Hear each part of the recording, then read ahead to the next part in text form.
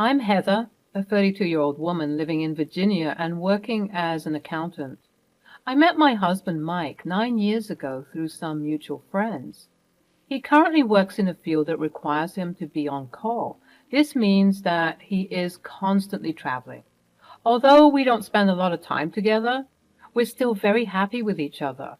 Mike always makes sure to get me something when he comes back from one of his business trips, and I always make sure we have reservations at a nice restaurant for a date. It has been tough, but it has all felt worth it. Never in any relationship had I felt so safe and loved. I guess you could compare our relationship to those that you see in the movies. We were madly and deeply in love with each other. We always had each other's backs. My problems were his and vice versa, which is why this incident confused and hurt me to such a large extent. It all started 2 weeks ago. My husband Mike was called on duty again. He would need to spend 6 days in the next city. It was a good 10-hour drive from our place. I was a little sad because Mike had only just come back home 5 days ago from a week-long business trip, and he was going back again. Sensing my upset mood, Mike came over to me and wrapped me in a tight and comforting hug. "I can't believe you're leaving again so soon, Mike. It feels like we just had you back home." "I know, babe. I hate being away from you too, but duty calls and I have to go. It's part of the job." "I understand that, baby, but it's been so hard lately. You're always on these trips and I miss you so much. I need you here with me." "I miss you too, darling. Believe me. I wish I could be here more often, but you know how demanding my work can be. It's not easy for me either." "I just worry about you. These trips, the long hours, the stress, it's taking a toll on you, and I can't help but feel like I'm being left behind." "My love, you are never left behind. You're always in my thoughts, no matter where I am. I love you, and I'll always come back to you. You're my anchor, my home." "I love you too, sweetheart, but sometimes I need more than just words. I need your presence, your support.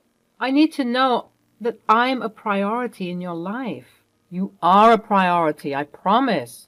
When I come back, I'll make it up to you. We'll have quality time together, just the two of us. We'll reconnect and make sure our bond stays strong." "I hope so, because right now, it feels like I'm fading into the background.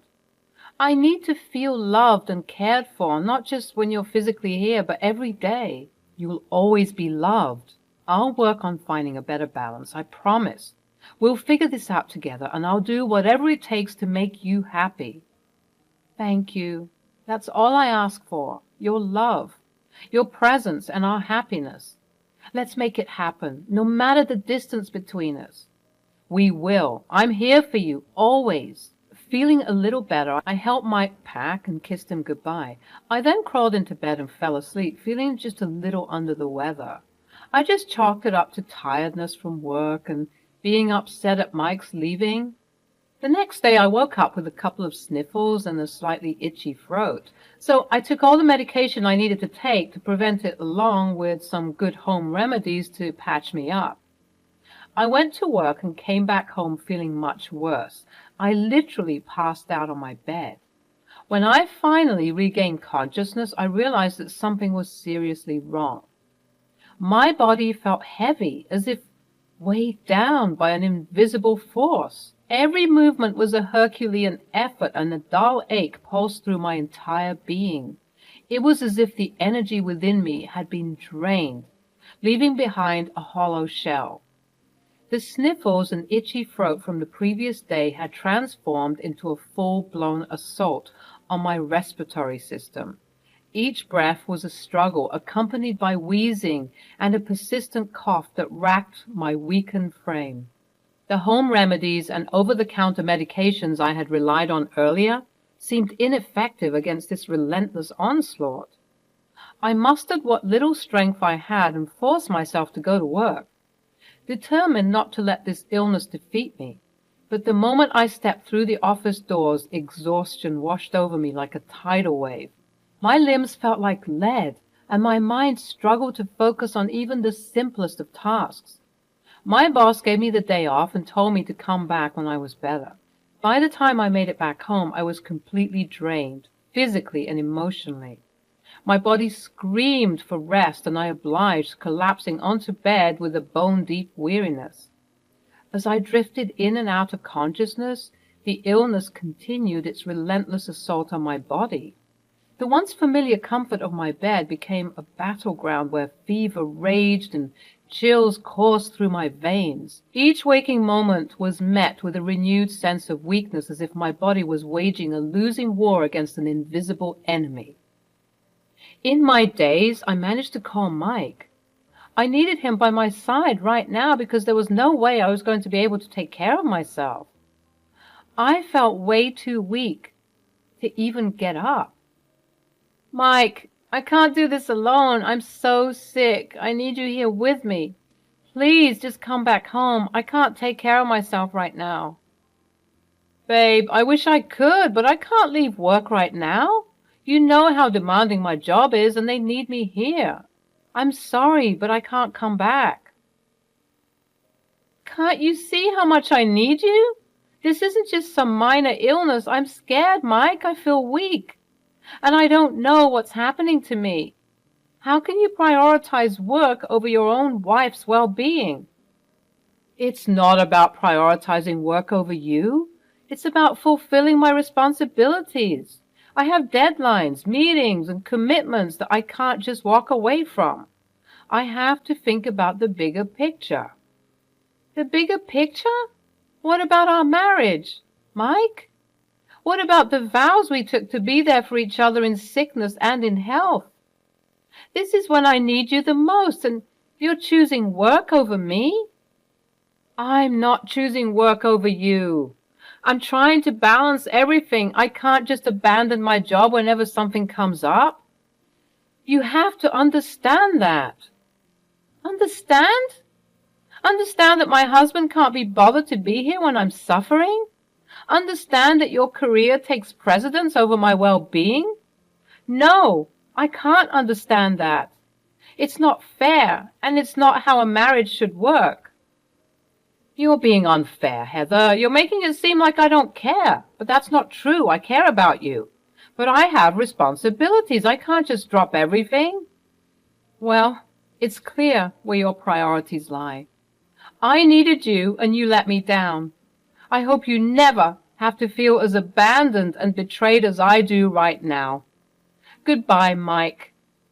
Baby, please. Feeling utterly betrayed, I hung up the phone, tears streaming down my face. It was as if our once unbreakable bond had been shattered into irreparable fragments.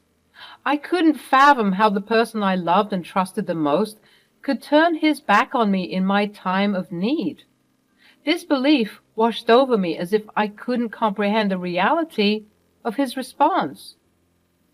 How could the man I loved and trusted turn his back on me in such a vulnerable moment? Anger surged through my veins, fueled by the injustice of it all. How dare he prioritize his own health and fears over my well-being? The very foundation of our relationship seemed to crumble beneath me, and I struggled to make sense of his actions. Confusion clouded my mind as I grappled with conflicting thoughts. I questioned the depth of Mike's love for me, wondering if his concern for his own well-being overshadowed his commitment to our partnership.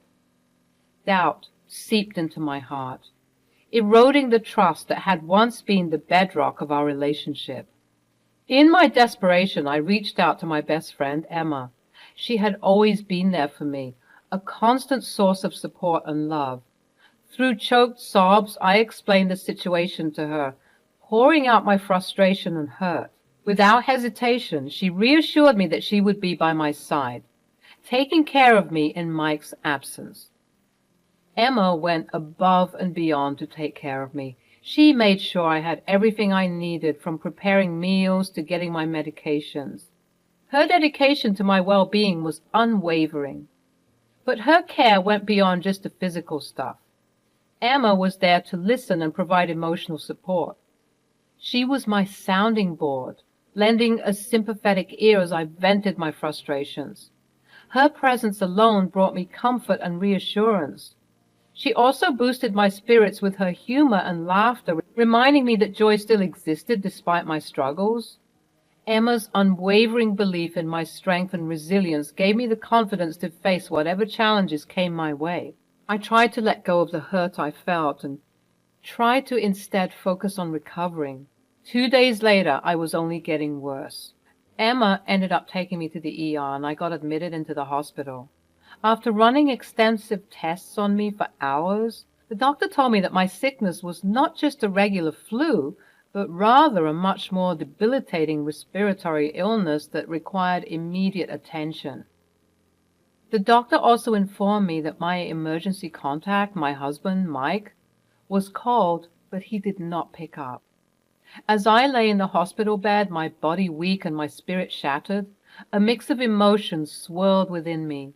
The pain from my illness had intensified, and I couldn't help but feel a deep sense of disappointment and abandonment. How could Mike, my supposed life partner, fail to answer the call when I needed him the most? I yearned for the comfort and support that only a spouse could provide, but Mike was nowhere to be found.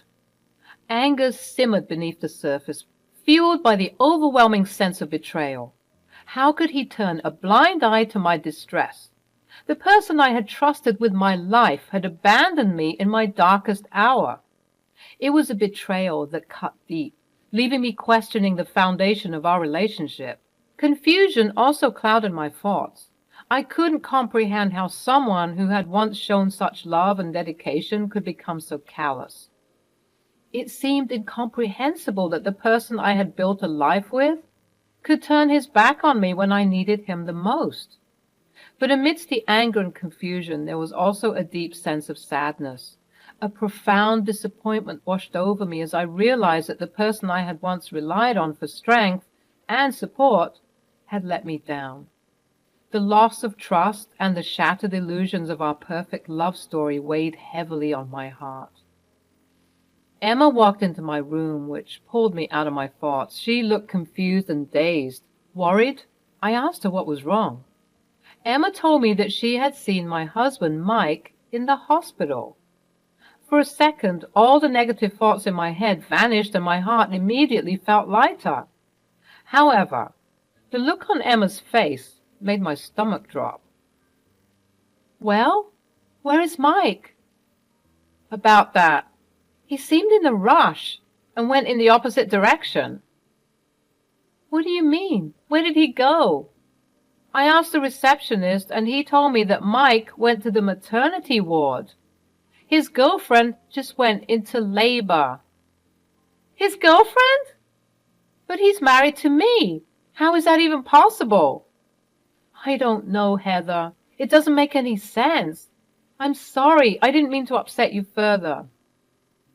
No, it's not your fault, Em. It's just, I never expected this. How could he betray me like this? I wish I had more answers for you. I can't even imagine what you're going through right now, but please know that I'm here for you no matter what. Thank you. Your support means the world to me. I just need some time to process all of this. I felt a mix of rage and hurt, a potent cocktail of emotions that threatened to consume me. How could Mike have deceived me for so long? How could he have carried on a secret affair while I lay in that hospital bed fighting for my health and hoping for his support? The betrayal was like a betrayal on top of a betrayal, leaving me feeling like a fool for not seeing the signs earlier. Grief washed over me, mourning the loss of the marriage I had once cherished. The pain of betrayal cut deep, leaving scars that would take time to heal. At that moment, the rose-colored glasses shattered, revealing the harsh reality of my crumbling marriage. The trust I had placed in Mike had been shattered, replaced by a sense of profound disappointment. The realization that our love story had been tarnished by infidelity tore at the fabric of my being. As I pieced together the puzzle of his absences and the lies, anger and sadness mingled within me. I was enraged by his deceit, but I also mourned the loss of the life I thought we had built together. The dreams we had shared, the promises we had made, they all seemed like distant echoes of a time when love and loyalty still held. But amidst the pain and devastation, a new-found determination emerged. I refused to be a victim of Mike's infidelity. The fire of revenge burned brighter within me, fueling my resolve to reclaim my power and find a way to rebuild my life without him. I would not allow his betrayal to define me. With each passing moment, the pieces fell into place, forming a clearer picture of the reality I had been living in. And as painful as it was to acknowledge, it also ignited a spark of strength within me. I was no longer the naive woman who had blindly trusted her husband's excuses. I was a survivor, ready to embark on a journey of self-discovery and retribution. As I lay in that hospital bed, nursing my broken heart and battered body, a plan began to take shape within the recesses of my mind. The pain and betrayal I had endured at the hands of my husband, Mike, ignited a fire of vengeance that burned brighter with each passing moment. With a newfound determination, I resolved to turn the tables on him, to make him feel the same pain and betrayal that had consumed me. Revenge became my driving force, and I carefully crafted a devious plan to ensure he would pay for his actions. After I had recovered sufficiently, the doctor deemed me well enough to leave and gave me a boatload of medications to take. In the days that I had been in the hospital, not once had Mike, the supposed love of my life, called me. The rage in me only continued to burn brighter. My mind reeled with all the possible ways I could exact revenge on him. Thoughts of revenge drove me to recover faster. Once out of the hospital, Emma continued to stay with me. She was there not only to look after my physical health, but to also support me mentally and emotionally. She was just as eager to get revenge on Mike as I was. Together, we brainstormed plans for revenge. Eventually, we settled on one. Step one was collecting evidence of Mike's affair and compiling it into one folder. Given Mike's frequent work trips, I thought it would be harder to find any evidence, but I was easily disproved.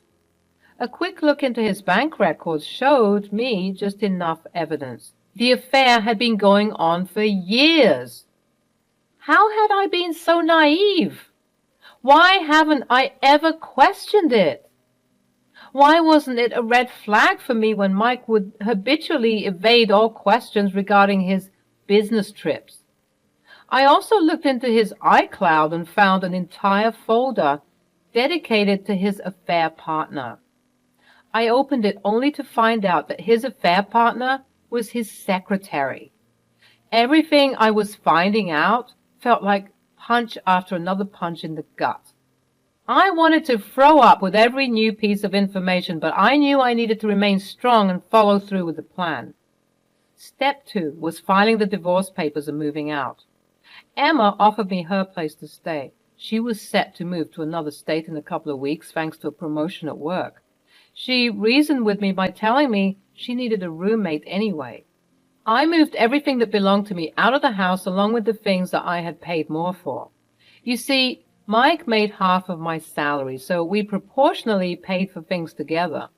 So unless there was something that he had fully and completely bought, I took everything else. Never have I ever been so grateful to have kept our finances separate. I got in touch with a good divorce lawyer that wrote up a pretty ironclad agreement demanding alimony from Mike on account of his adultery and negligence. Step 3 was waiting for Mike to get back and be greeted by an empty house and divorce papers. This happened 2 days later. He spammed my phone with calls and texts, anxious about my whereabouts.